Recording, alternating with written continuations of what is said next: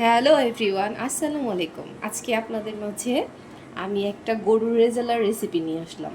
তো আজকে ভয়েসটা সরাসরি দিচ্ছি, তো ভিডিওটা কেমন লাগবে সবাই কমেন্টস করে জানাবেন। এখন আমি এই যে একটা পাত্রের মধ্যে এখন নিয়ে নিয়েছি, এটার মধ্যে আমি রান্না করব। তো এখানে তেজপাতা নিয়েছি, দালচিনি নিয়েছি, এলাচ নিয়েছি, গোলমরিচ আছে আর 2টা লবঙ্গ আছে। তো আসেন তাহলে রান্নাটা শুরু করে যাক। এগুলা আছে, এগুলো এগুলো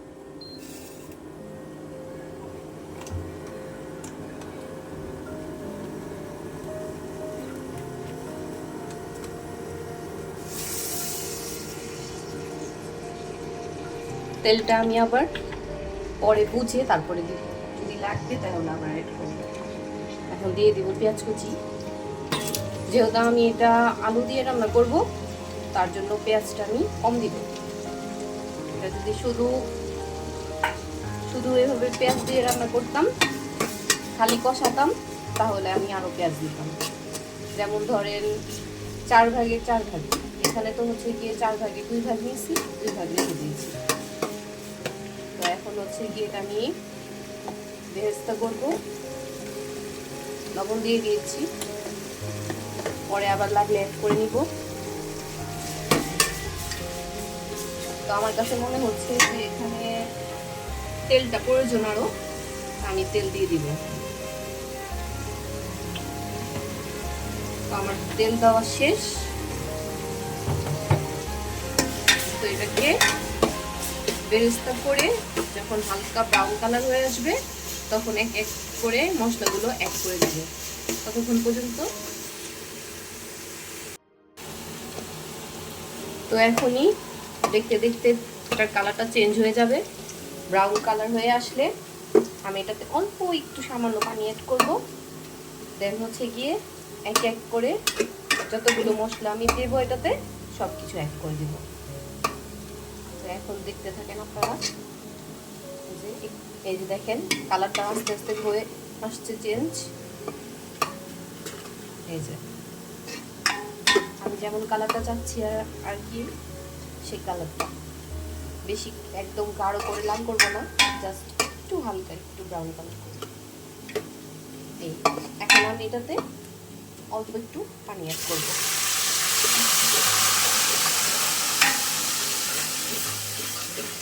তো হচ্ছে গিয়ে রান্নাতে পানি যত কম ব্যবহার করা যায়, মশলা যত কষানো যায়, আমি মনে করি রান্নার টেস্টটা দ্বিগুণ আরও বেড়ে যায়। রান্নাতে পানি ব্যবহার করব না কেন, করব যতটুকু প্রয়োজন একটু একটু করে। একবারে এক গাদা অনেকগুলো পানি দেওয়া যাবে না, অনেকগুলো পানি একসাথে দিয়ে দিলে রান্নাটা টেস্ট হয় না। দিয়ে দিব এখানে আদা বাটা।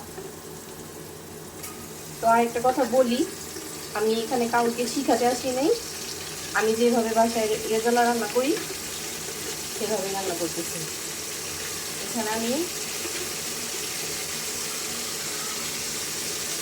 মাংস হচ্ছে গিয়ে 1 কেজি, তো আমি ওই অনুযায়ী এখানে 2 টেবিল আর কি আড়াই চামচ আর কি আদা বাটা দিয়ে দিয়েছি। এই মশলার অনুমানটা হচ্ছে যে যার যার ব্যাপার, যার যার উপরে কমিয়ে দিব এই পর্যায়ে, কারণ আমার মশলা দিতে হবে আরও, যাতে তলা লেগে না যায়।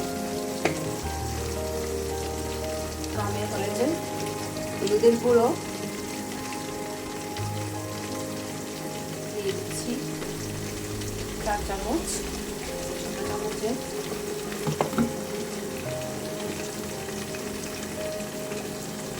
তারপর এখানে মরিচের গুঁড়ো দিয়ে দিচ্ছি। মরিচের গুঁড়োটা একটু বেশি করে দিব যাতে তরকারিটা ঝাল হয়, আর রেজালা মূলত ঝাল ঝাল খেতেই মজা। আমি আবার এটাতে কাঁচা মরিচও অ্যাড করবো পরে, কিন্তু গুঁড়ো মরিচটা একটু বেশি করে দিলাম। নাড়াবো এখন। এই পর্যায়ে আবারও এখানে একটু পানি অ্যাড করবো। এখন দেখেন কালারটা সুন্দর লাগতেছে, একদম লাল লাল হয়েছে।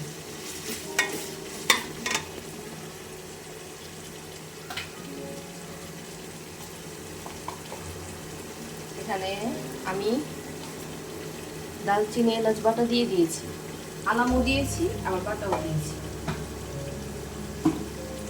হাফ টেবিল চামচ দিয়ে দিয়েছি। আর এখানে হচ্ছে গিয়ে জয়ফলজুদ্রি বাটা, এগুলো দিতে হবে মাছ, না হলে আপনার রেজাটা টেস্টটা আসবে না।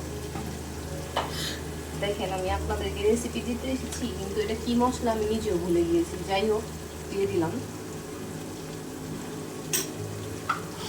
আসলে আমি একসাথে অনেকগুলো মশলা করে রাখি, তো তার জন্য আর কি কনফিউশনটা হয়ে যায় আমার সাথে। তো গাইস, আমার নুসনি দেখে কেউ আবার কিছু মনে করবেন না। আসলে আমার অনেকদিন ধরে মার্কেট বা বাইরে যাওয়া হচ্ছে না, তার জন্য আমি নুসনি কিনে নিয়ে আসতে পারছি না বাইরে থেকে। তো এখন আপাতত কাজ চালাচ্ছি, সামনে যেটাই পাচ্ছি সেটা দিয়ে। তো এখন আমি হচ্ছে গিয়ে এটাকে ভালো করে মিক্স করে নাড়াবো। আমার কিন্তু গাইস মশলা দেওয়া একদমই শেষ হয়নি, আরও অনেক রকম মশলা বাকি আছে। তো আমি একসাথে দিচ্ছি না, আস্তে আস্তে করে দিব, আস্তে আস্তে করে নাড়াবো। তো এখন হচ্ছে কি আমি এখানে ধনিয়া গুঁড়ো দিয়ে দিয়েছি 1 টেবিল চামচ। 1 টেবিল চামচ না, এটা সরি, ছোট চামচ। তো এটা হচ্ছে যে ধনিয়া গুঁড়া, জিরা গুঁড়া। আর এটা হচ্ছে গিয়ে আমার একটা 22 পদের মশলা আছে, এটাতে ভাঙা মশলা আর কি, এটাও দিয়ে দিয়েছি 1 টেবিল চামচ। 1 টেবিল চামচ বলেছি, দেখেছেন কত উল্টাপাল্টা কথা বলতেছি। আসলে সরাসরি ভয়েস আমার আজকে দেওয়া হচ্ছে, তো তো ব্যাপারটা একটু ইগনোর করবেন, একটু ভুলচুক হয় এরকম।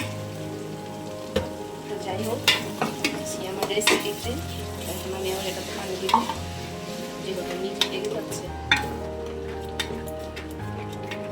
এখন কালারটা এরকম হয়েছে, মাংস দেওয়ার পর পুরোপুরি বোঝা যাবে।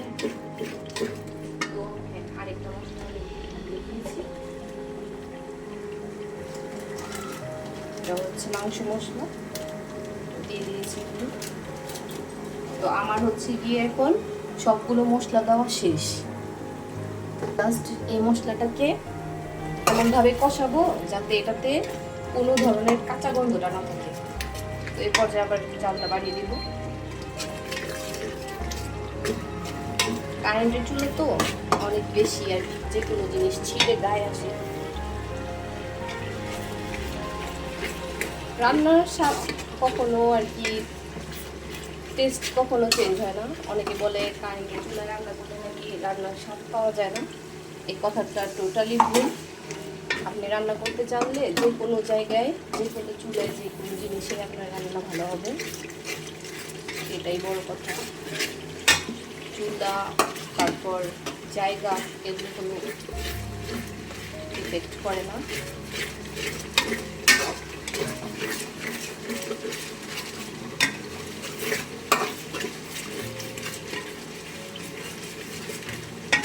এখন যদি আপনাদেরকে আমি এটার গানটা শোনাইতে পারতাম, তাহলে আপনারা বুঝতে পারতেন যে এটার গানটা কত সুন্দর বের হয়েছে। এখন আমার এই যে মশলা কষানো শেষ, পেঁয়াজগুলো যেগুলো এভাবে দেখা যাচ্ছে, এটা মাংসের সাথে পুরো ভ্যানিশ হয়ে যাবে। তো এখন এভাবে রেখে দিয়ে আমি মাংসগুলোকে ছেড়ে দিব। এই যে মাংস দিয়ে দিচ্ছি। আজকে মাংসটার মধ্যে আমার অনেক চিকনা ভরা,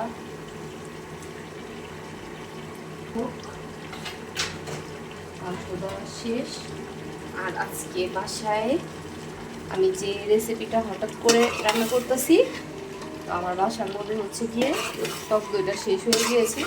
তো এটা হাজব্যান্ডকে বলা হয় নাই, তো আমার সমস্যা নাই, ওটার কাজ আমি অন্য কিছু দিয়ে চালিয়ে নেব। তো বলা হয় নাই, তো আজকে টক দইটা মিস হয়ে গেল। কিন্তু এটাতে টক দইটা দিতেই হবে, মাস্ট। টক দইটা দিলে এটার টেস্টটা অনেকটাই ভালো আসে। এভাবে যে খারাপ আসবে সেটা না, আপনারা চাইলে একটু বাসায় লিকুইড দুধ থাকলে সেটা দিতে পারেন, আবার গুঁড়া দুধও এটাতে অ্যাড করতে পারেন। আমি এখানে গুঁড়া দুধ দিব, যেহেতু আমার টক দইটা নাই, শেষ হয়ে গেছে। আর এখন এত রাত্রে আনাটাও সম্ভব না। তো যাই হোক, এটাকে এখন ভালোভাবে কষাবো। এই পর্যায়ে আমি আরেকটা কাজ করবো, এটা হলো যে আমার টকের মধ্যেই বলা যায়, এখানে একটু আমি সয়া সস দিয়ে দিচ্ছি। আপনারা চাইলে দিতে পারেন যদি আপনাদের বাসায় টক শেষ হয়ে যায় আমার মতো। আর হচ্ছে গিয়ে তারা অনেক কিছু অ্যাড হবে আস্তে আস্তে, প্রত্যেকটা জিনিসেরই একটা ধাপ আছে। তা আমি এটা কাউকে শিখাচ্ছি না, আমি যেভাবে বাসায় রান্না করি সেটাই আপনাদের সাথে শেয়ার করছি। এসব রান্না কম বেশি ছোটো বাচ্চারাও পারে, এখন রান্না করাটা কোনো ব্যাপার না, শেখানোর কিছু নেই। আমি শুধু নিজের মতো করে রান্না করতেছি আর আপনাদেরকে করতেছি। যে এখন শুধু এটাকে কষাবো, ভালো করে কষাবো। আর হচ্ছে গিয়ে আরেকটা কথা, আপনাদের বাসায় যদি টমেটো সস থাকে তো আপনারা চাইলে ওটাও অ্যাড করতে পারেন, দিলে ভালো হয় আর কি, না দিলেও চলবে, এটা এমনি প্রয়োজন নেই, দিলে টেস্টটা ভালো আসবে আর কি। তো আমি এটাকে ভালো করে কষানো হয়ে গেলে তারপরে আবার আসি। আমি আস্তে আস্তে করে দেখেন, এখন আপনারা পেঁয়াজ দেখতে পাবেন না, এটা পুরোপুরি মিক্স হয়ে যাবে আস্তে আস্তে, এটা পুরোই গলে হালুয়া হয়ে যাবে একদম। তো এই যে এটা বলতেছিলাম আর কি, পেঁয়াজগুলো দেখবেন আস্তে আস্তে চোখের পলকে সবগুলো একদম ম্যানেজ হয়ে যাবে। আর যেগুলো চিকনা ছিল যে দেখেন, এটা থেকেও অনেকগুলো তেলের মতো বের হবে।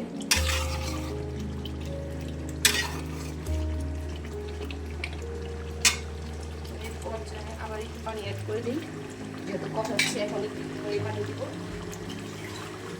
আমাদের লাগবে।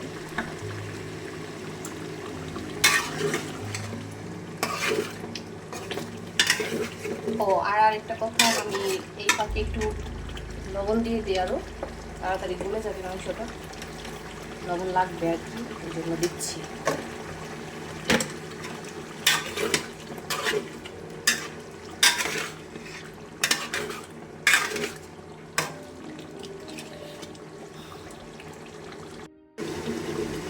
তো এটাকে কষানোর পর হচ্ছে গিয়ে ঢেকে দিয়েছিলাম, কি অবস্থা দেখি। মাংসটা আমার ভালো করে কষানো হয়ে গিয়েছে, এখন এটাতে কোনো কাঁচা ফ্লেভারও আসছে না আর কিছু নেই।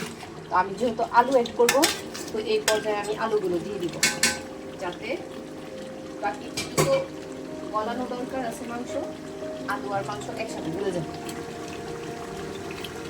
তো আলুগুলো এখানে ছেড়ে দিচ্ছি। এই যে আমাদের জাতীয় সবজি আলু, আর হচ্ছে গিয়ে এটা রেজালা, এটাতে তো আলু যাবেই এইভাবেও।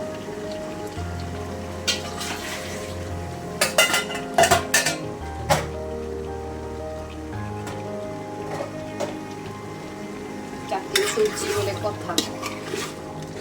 আমি পানি দিব কিন্তু একটু, আবার আলুটা কিনে দিয়ে কষাবো, একটু ভালো করে কষাবো। তারপরে একবারে এটাতে কিছু কাঁচামরিচ অ্যাড করবো, করার পর ঢাকনা দিয়ে ঢেকে রেখে দেব। হয়ে যাওয়ার আগ মুহূর্তে এটাতে আমি কাঠবাদাম বাটা আর 2-1টা আলু বোখারা ইউজ করবো, রান্না করতেছি। আর এটা হচ্ছে গিয়ে রুটি, পরাটা, ভাত, পোলাও সব কিছুর সাথে যায়, তরকারিটা রান্না করলে কিছুর সাথে খাওয়া যায়। তো এখন এটা কষানো হয়ে গিয়েছে, তো এখন এটাকে আমি ঢেকে দিচ্ছি। কিছুক্ষণ পর আবার এটার মধ্যে আমি পানি অ্যাড করব। হচ্ছে যে জালটা কমে দিয়েছি,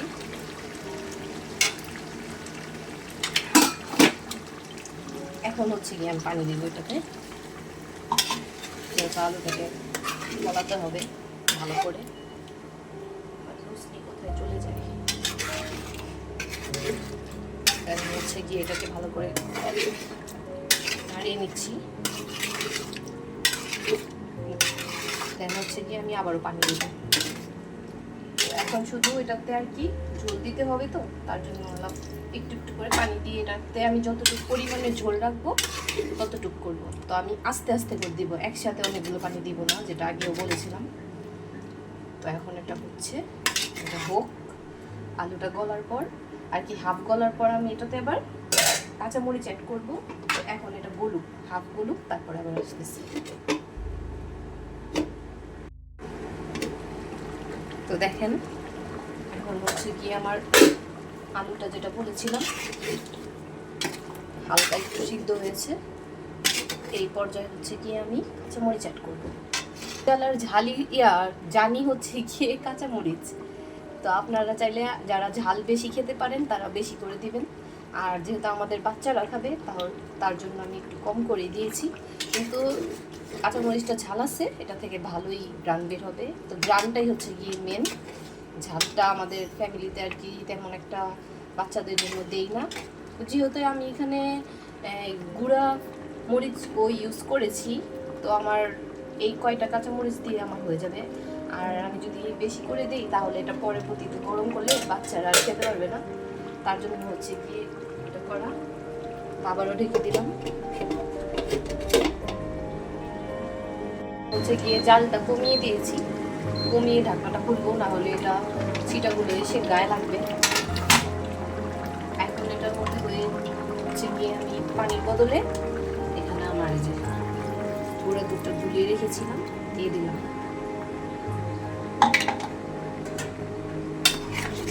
এখন আর কালারটা দেখতে পাচ্ছি, এটা পুরো যে বিয়ে বাড়ির যে রেজাল্টটা হয় সেম টু সেম এরকমই করার ট্রাই করি আমি সবসময়। তো এগুলো সব মশলা ঠিকঠাক মতো দিয়ে দিলে ওই রকম টেস্ট আসবে আর কি। পুরোপুরি ওরকম না হলেও একদম কাছাকাছি হয়। যদি এরকম করে খেতে চান তাহলে খেয়ে দেখতে পারেন। এখন আমি এটা দিয়ে দেবো একদম সব মশলা দিয়ে, এখন ঝোল দিয়ে একদম বসিয়ে দেবো। তারপর হচ্ছে গিয়ে এটাকে নামিয়ে দেবো। এখন এটা বাদাম বাটা দিয়ে দিয়েছি আমি। বাদাম বাটা দিয়ে দেওয়ার পর এটাকে আবার একটু মিক্স করব। যেহেতু আমার মাংস এখানে কম, তো আমি এখানে আমার আন্দাজ অনুযায়ী জিনিসপত্র দিয়েছি। বেশি মাংস হলে বেশি জিনিসপত্রের পরিমাণটাও বাড়বে। আর হচ্ছে গিয়ে আমার মতো 1 কেজি মাংস রান্না করলে তাহলে আপনারা আপনাদের মতো আন্দাজ করে দিবেন। তো এখন আমি যেটা বলেছিলাম যে ঝোলটা দিব, তো ঝোলের জন্য আমি এখানে পানি দিয়ে দিচ্ছি। সেহেতু এটা আমরা ভাতের সাথেও খাবো, পারাটার সাথেও খাবো, রুটির সাথেও খাবো। তো এই যে আমার ঝোল দেওয়া শেষ। এখন আমি একটু লবণটা চিখে নিই। এটাতে আমার লবণ লাগবে আরো।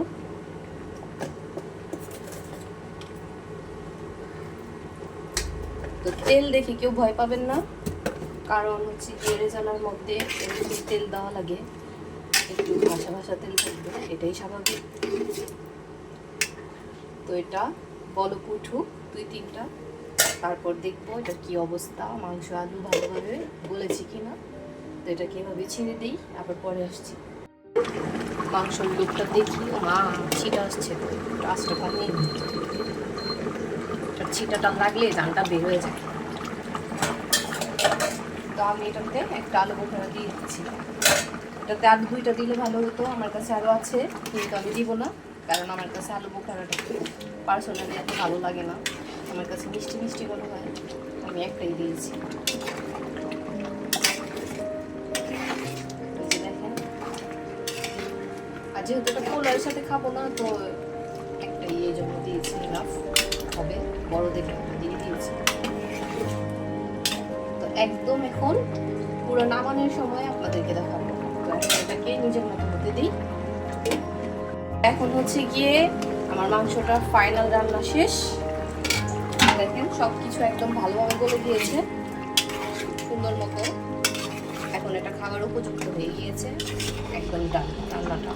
তো আমার ভিডিওটা কেমন লেগেছে সবাই একটু জানাবেন, কমেন্টস করবেন, লাইক কমেন্ট শেয়ার ফলো দিয়ে পাশে থাকবেন। সবাইকে ধন্যবাদ। আল্লাহ হাফিজ।